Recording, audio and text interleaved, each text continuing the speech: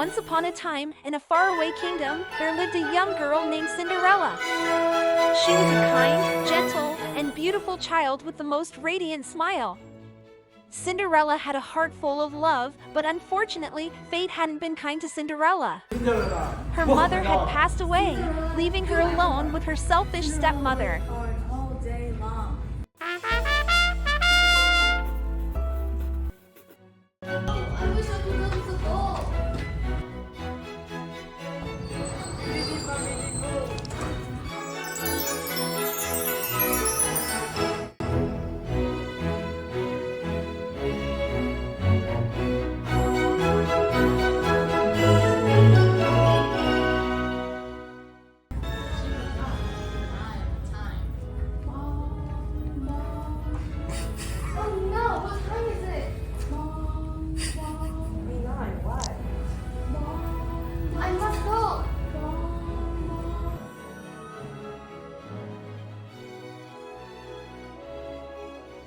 The prince is searching the kingdom for the woman he danced with last night. He didn't know her name, but he has her shoe. Even go to the mall, excuse me?